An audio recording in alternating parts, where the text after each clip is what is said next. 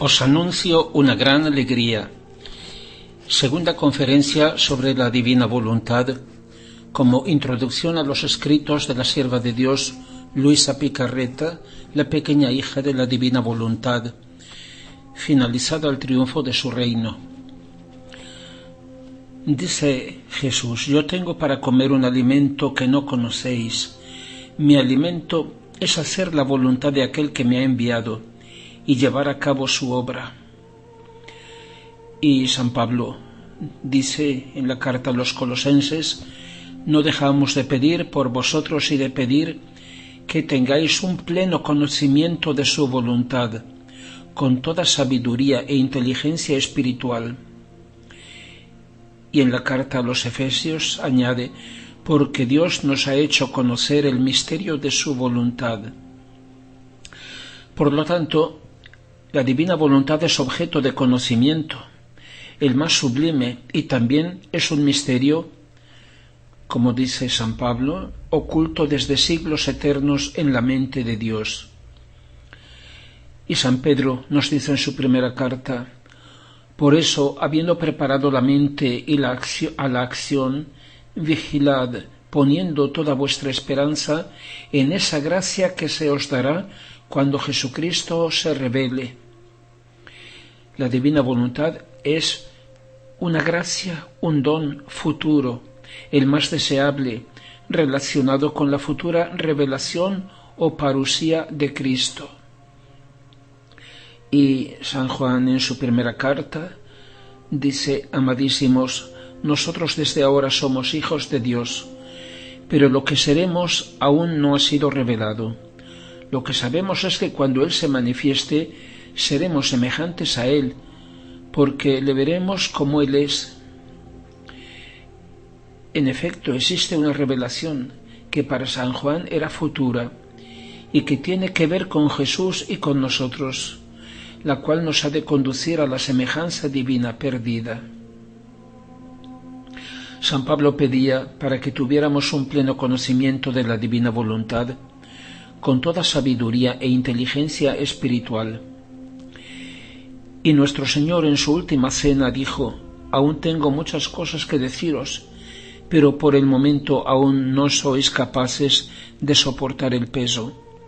Mas cuando venga el Espíritu de la verdad, Él os conducirá a la verdad completa, porque no hablará por su cuenta, sino que dirá todo lo que haya oído y os anunciará las cosas futuras. Y al acabar oró diciendo al Padre: yo les he dado a conocer tu nombre y se lo daré a conocer, para que el amor con que me has amado esté en ellos y yo en ellos. Es evidente cuánto sea importante el conocimiento.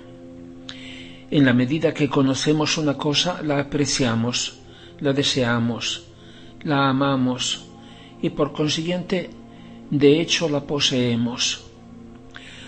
Una piedra preciosa que un hombre posee, este es un ejemplo del Señor a Luisa, se vuelve preciosa a medida que se va sabiendo el precio que le ofrecen por ella. La piedra no ha cambiado, lo que cambia es el conocimiento. Si ganas un premio o te regalan un avión supersónico último modelo o una joya de tecnología, es tuyo, lo miras, lo admiras, pero si no sabes pilotarlo, si ignoras todo, es como si no tuvieras nada. Empiezas a servirte de él, a poseerlo. De hecho, a medida que vas aprendiendo cuántas cosas puedes hacer con él y cómo manejarlo o pilotarlo. Así es la divina voluntad. Podemos conocerla solamente en la medida que Dios se digna revelarla.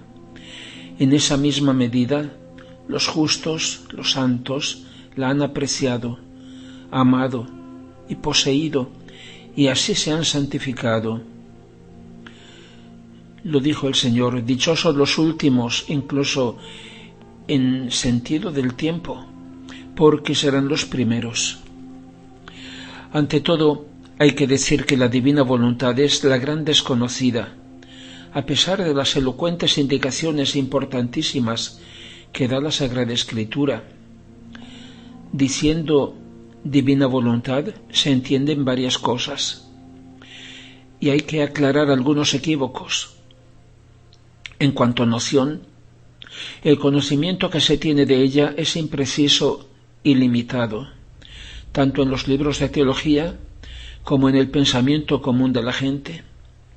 Por ejemplo, la idea que se tiene de la voluntad de Dios es que sea algo así como una facultad suya, análoga a como la consideramos en el hombre, casi secundaria respecto a la inteligencia y ambas relativas a la naturaleza divina, a la sustancia del ser de Dios, más o menos como uno de sus atributos.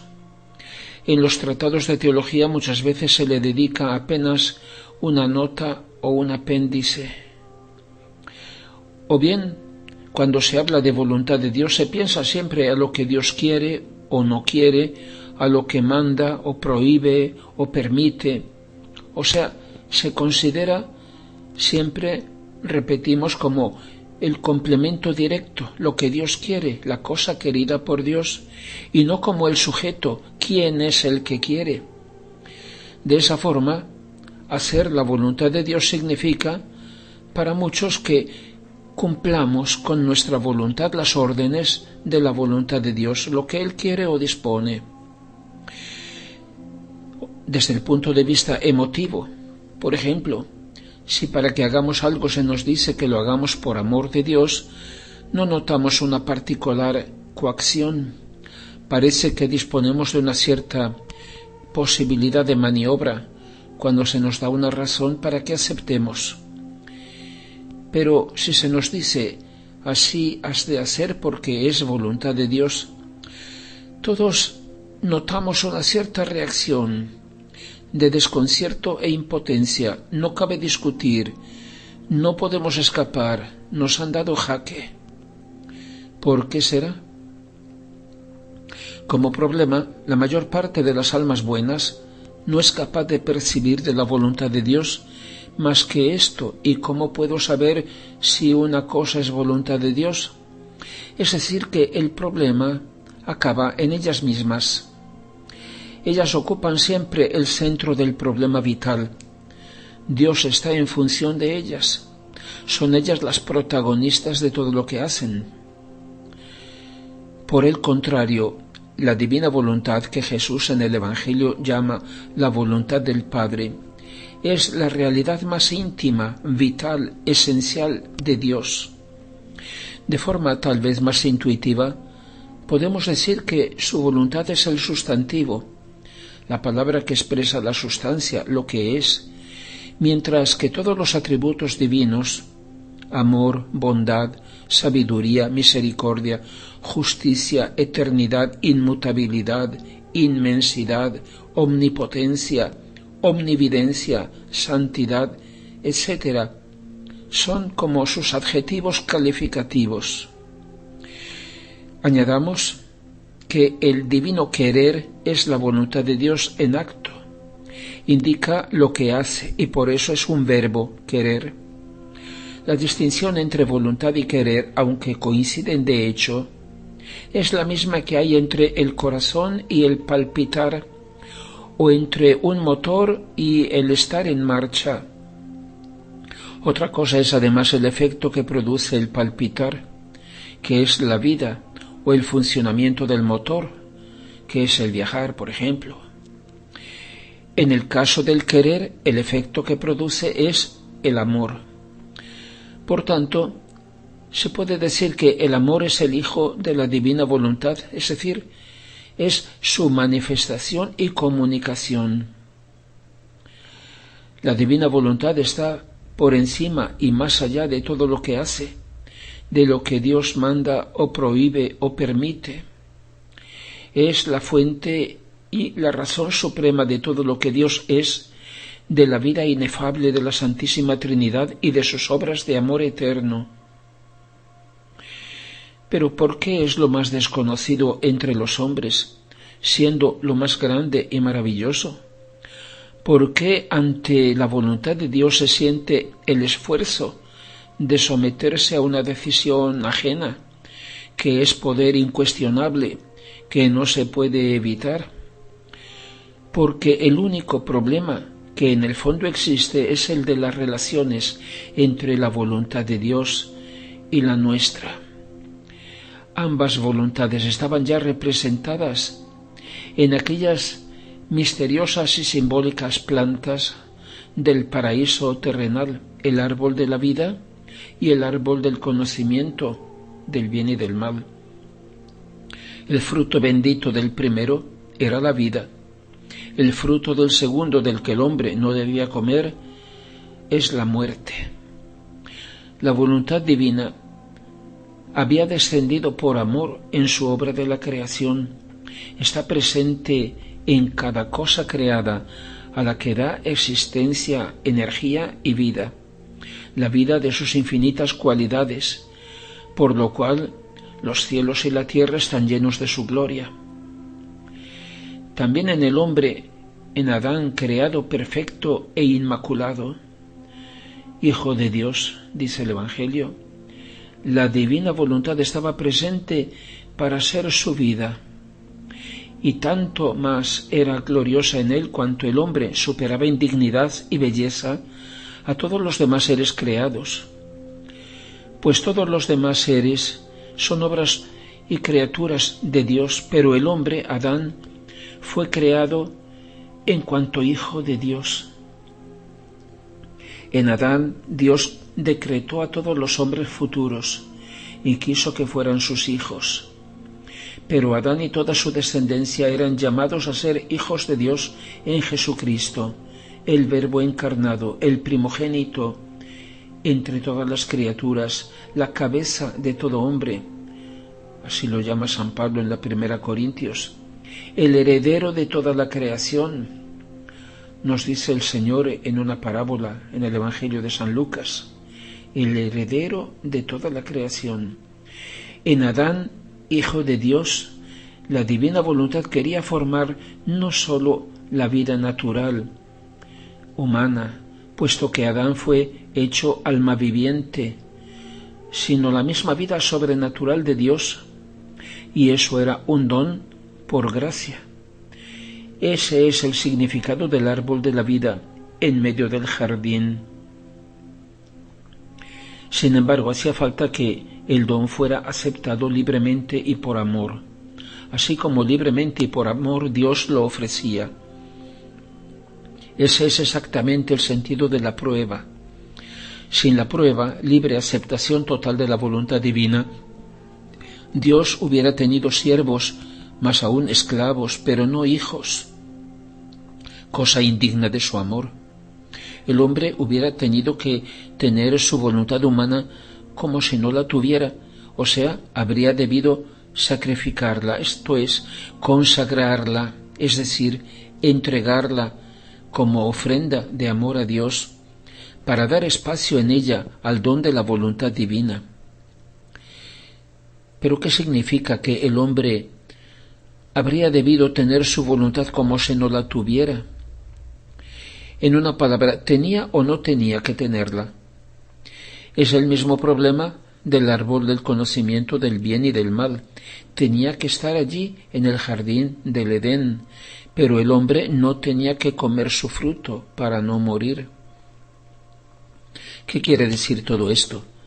Que en ese paraíso terrenal que era la naturaleza del hombre, no puede absolutamente faltar la voluntad humana, nuestra facultad decisional activa, cuya característica esencial es la de ser libre, tener el libre albedrío, lo cual es claramente un don divino al hombre, que de por sí demuestra cómo ha sido creado a imagen de Dios. En efecto, poder decidir sin constricción es algo sumamente noble, propio de Dios, porque en la criatura es también un riesgo gravísimo y necesario. Puede rechazar a Dios por preferirse a sí misma. Eso es precisamente lo que hizo Lucifer y lo que en medida inferior hace el hombre cuando peca. A la naturaleza humana, San Pablo dice en la primera a los tesalonicenses, espíritu, alma y cuerpo. A esa naturaleza humana en la cual el hombre era y es a imagen de Dios, Dios añadió un don divino como una corona real, un don sobrenatural, el don de su adorabilísima voluntad, por la que el hombre era a su semejanza. Dios lo hizo a su imagen para que el hombre viviera y actuara a su semejanza, como un pequeño Dios creado, para poderlo amar y que él pudiera amarlo, y de este modo llegar a ser, como dice San Pedro en su segunda carta, partícipe de la naturaleza divina. Pero en el momento de la respuesta en la prueba, el hombre dijo que no a Dios, desobedeció y con suma ingratitud despreció a su Creador y a su regalo, quiso hacer su propia voluntad, quiso ser como Dios pero sin Dios. En eso consiste el pecado. Rechazó la divina voluntad y la perdió. De su cabeza cayó la corona real y dejó de ser semejante a Dios. Con el pecado el hombre dejó de ser hijo de Dios, rompió el vínculo de amor y de vida que lo unía a Dios, y por más que se arrepintiera luego, podía ser tan solo su siervo. Para ser de nuevo hijo, era necesario que el mismo Hijo de Dios, por propia naturaleza, restituyera al hombre, por gracia, su misma condición de ser hijo, mediante la redención. La divina voluntad ya no pudo seguir viviendo y reinando en el hombre. Fue expulsada y quedó oculta en la creación, ignorada por el hombre. Por eso, toda la creación gime y sufre hasta hoy con dolores de parto. Nos dice la carta a los Romanos. Quedó como una madre amorosísima privada de sus hijos, porque no la reconocen, la ignoran, la ofenden brutalmente, pero mientras ella sigue cuidando de sus hijos ingratos, sirviéndoles por medio de todas las cosas creadas, dándoles lo poco que puede a causa de su ceguera y lejanía, esperando el día en que su luz logre penetrar en sus mentes obcecadas y finalmente la acojan y la hagan reinar en ellos como vida. El pecado es hacer como un niño que apenas empezara a hablar, su primera palabra no fuera decir papá, mamá, sino vete de mi vida, no te reconozco, no te quiero, no te serviré. Es dar vida al propio querer humano, rechazando la voluntad divina. Es querer hacerse Dios pero sin Dios. Pues hay que saber que la voluntad divina y la voluntad humana tenían que vivir en tal unión de amor que no pudieran distinguirse una de otra, como pasa con una gota de agua que se echa en el mar. Por eso, más que unión, tenían que vivir en la unidad de un solo querer, el querer divino. Es lo que ocurre precisamente en Jesucristo, verdadero Dios y verdadero hombre. Jesucristo tiene por naturaleza una voluntad divina, que es la misma voluntad del Padre y del Espíritu Santo, y una voluntad humana, que ha conservado siempre inocente y fiel, y que sin embargo ha tenido perfectamente inmolada. Jesús la tenía como si no la tuviera, porque ambas voluntades vivían y actuaban en perfecta unidad de un solo querer, el querer divino. No ha vivido una doble vida, unas veces como Dios y otras veces como hombre, no, sino siempre y en todo como lo que Él es, el hombre Dios. Por eso, todo lo que Él hizo con su perfecta naturaleza humana, aun las cosas más pequeñas como el comer, el dormir, llorar, caminar, conversar, etc., era fruto de un querer divino, infinito, eterno, santísimo. Su valor es por tanto infinito y divino. Su alcance es eterno, y no sólo porque son de alguien que es una persona divina, sino porque son fruto de un querer divino. Se percibe entonces lo que es la cruz dolor. Está formada por esas dos voluntades que se oponen, cruzadas como los dos palos, como los troncos de esos dos árboles. El vertical, el palo vertical de la cruz es la voluntad de Dios. El horizontal que dice no quiero es la voluntad del hombre. Entonces Jesús, que en su encarnación había unido en feliz desposorio su voluntad divina y su voluntad humana, ha asumido en sí a todas las criaturas para unirlas de nuevo a Dios. Encontró la voluntad de Dios y las voluntades humanas en oposición, en forma de cruz, dolor, y así las hizo suyas para cubrirlas con su cruz amor, y de este modo destruir su contraposición y su recíproco dolor. Y la cruz amor de Jesús, sobre la cual vivió siempre, recostado en plácido abandono, no es sino los brazos amorosos del Padre bueno que lo sostienen, su dulcísima e inmensa voluntad, que para Jesús es el alimento, el descanso, la vida. ¿Acaso no percibimos el eco lejano de un cántico nuevo de victoria, de amor, de resurrección, precisamente en la misma cruz amor de Jesús, el palpitar de toda su vida? ¿Por qué no lo oímos en nosotros?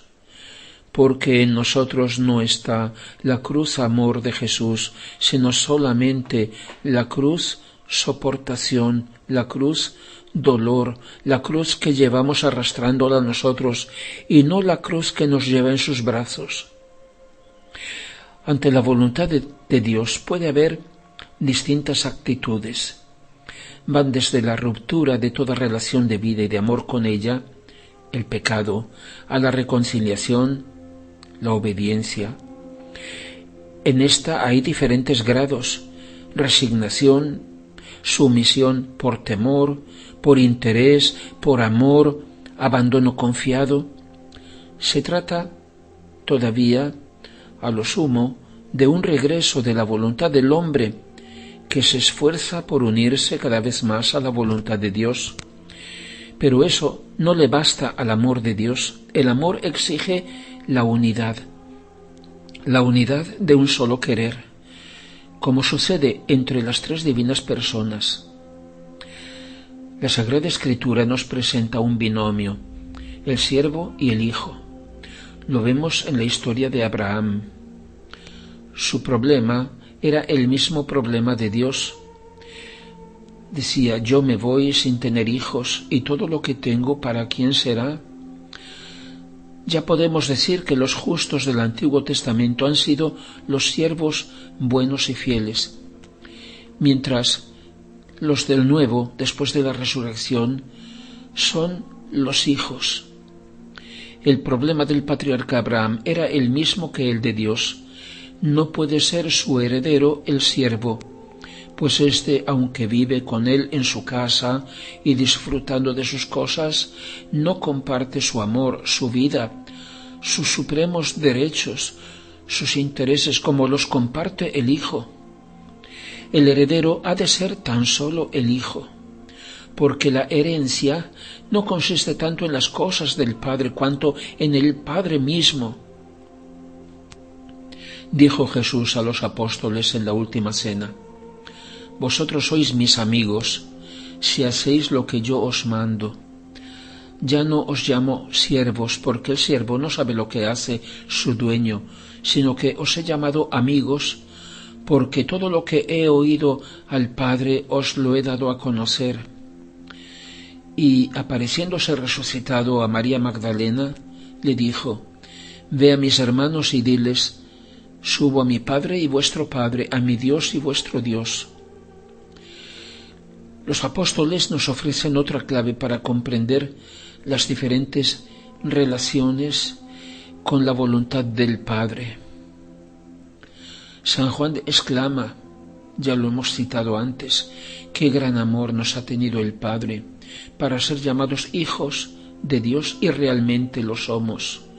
Amadísimos, desde ahora somos hijos de Dios. Y así es por el bautismo. Se podría añadir o pedir algo más, pero él dice, pero lo que seremos aún no ha sido revelado.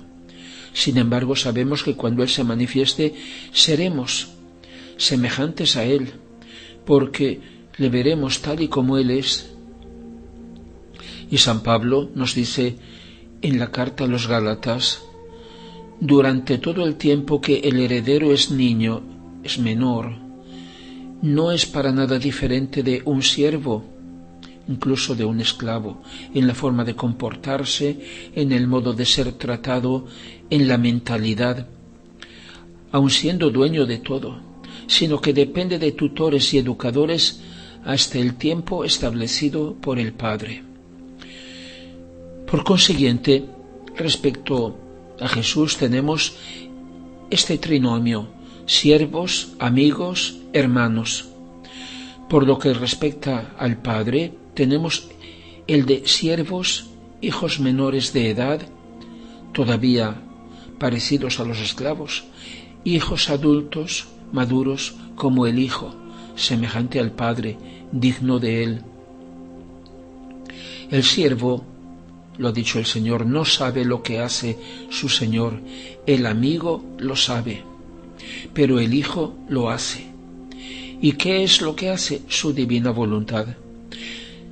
La hace con Él y como Él, así en la tierra como en el cielo. Lo que es para Dios en el cielo, lo es para los hijos semejantes al Hijo, ya ahora en la tierra. Ese ya ahora ha llegado, ya ha empezado, pero aún tiene que venir, o sea, tiene que manifestarse, que estallar, que triunfar, tiene que eliminar al reino rival, al reino del querer humano, del cual el demonio es el tirano, al reino del pecado, de la infelicidad, de la mentira, de la muerte. Y esta es la gran lucha en que estamos, reino contra reino. Pues bien, ¿acaso Dios puede estar resignado a su voluntad? Tal vez sometido a ella, o vive incluso, digamos, abandonado a ella. Evidentemente no. Entonces, ¿qué es para las tres divinas personas su sacrosanta voluntad? Es su propia vida, es la sustancia de su ser y de su felicidad, es su todo. Ese es el don supremo que Dios quiere dar y compartir con sus hijos. O sea, que no sólo se porten bien, que sean buenos y obedientes a lo que les manda su voluntad para merecer el cielo, sino que aquí en la tierra esta sea su heredad, que la voluntad divina sea voluntad de ellos, que tengan todo en común con Dios, como Dios tiene todo en común con el Padre. Todo lo mío es tuyo y todo lo tuyo es mío. Así el hombre será como Dios. Por medio de la redención, Jesucristo ha reparado en el hombre la imagen divina herida por el pecado. En su venida gloriosa, manifestándose como Rey, la parusía, le devolverá la semejanza con Dios perdida. Se trata del don más grande que Dios puede dar de sí, el don de los dones, su divina voluntad como herencia y vida de la criatura. Adán fue creado no sólo inmaculado, sino divinizado. A tantos preciosos dones naturales, Dios había añadido este don de gracia, su misma voluntad. Le pidió tan solo un acto de fidelidad, que no hiciera su propia voluntad humana. Pero el hombre desobedeció. Se redujo a la condición del hijo pródigo de la parábola, un miserable pecador, el cual, por mucho que estuviera arrepentido, pudo ser acogido como siervo, mas no como hijo, Para volver a serlo antes tenía que ser redimido. Solamente el Hijo de Dios por naturaleza, haciéndose hombre, podía restituirle su condición regia de Hijo de Dios por gracia. Jesucristo, el hombre Dios, es el único que tiene por naturaleza esa voluntad divina. Solo Él puede darla a quien quiere y cuando quiere, y con Él, su Santísima Madre, ha tenido por gracia la divina voluntad con plena posesión y vida desde el primer instante de su concepción inmaculada. La presencia de esa adorabilísima voluntad en María como su propia vida la hizo capaz de obtener de la divina justicia que el cielo se abriera para hacer que el Verbo de Dios bajara a encarnarse en su seno virginal. Esa divina voluntad no sólo le pidió a María una respuesta afirmativa, sino que ella misma la expresara con su fiat, con su hágase en mí, junto con el Padre, el Hijo y el Espíritu Santo. Esa suprema voluntad le dio a María la fecundidad divina del Padre, fecundidad virginal, potencia creadora, su misma paternidad divina, que en ella se llama maternidad divina, y esto es dogma de fe. Y ahora, tras haber hecho que la redención fuese conocida y completase su desarrollo en la Iglesia, quiere darla a todo el que la quiera y se disponga, a condición de entregarle a Dios todo derecho y uso de la propia voluntad humana. Este don de la divina voluntad lleva consigo en primer lugar otro don misterioso, como único camino de acceso, el de la noticia por parte de Dios, el de su revelación y promulgación. Y eso ya lo ha dado a su Iglesia, por medio de una criatura que Él ha querido llamar para esta misión única y altísima, la sierva de Dios Luisa Picarreta. Ella vivió desde 1865 al 1947.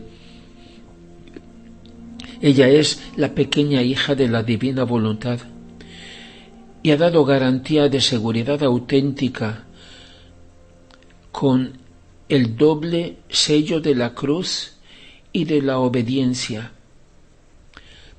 Ahora, como en aquel tiempo, Jesús habla y dice: mi doctrina no es mía, sino de aquel que me ha mandado.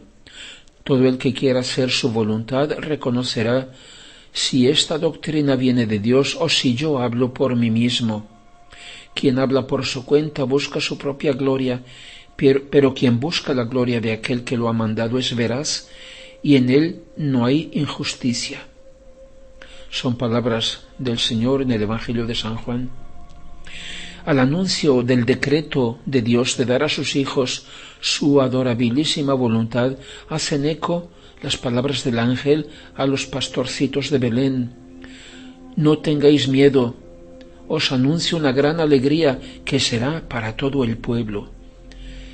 En este mismo momento, Jesús exulta en el Espíritu Santo y dice: yo te alabo, Padre, Señor del cielo y de la tierra, porque has escondido estas cosas a los sabios y prudentes y las has revelado a los pequeñitos. Sí, Padre, porque así te ha agradado. Todo me ha sido dado por el Padre mío, y nadie conoce quién es el Hijo sino el Padre, ni quién es el Padre sino el Hijo, y aquel a quien el Hijo se lo quiera revelar. Gloria al Padre y al Hijo y al Espíritu Santo, como era en el principio, ahora y siempre, y por los siglos de los siglos. Amén.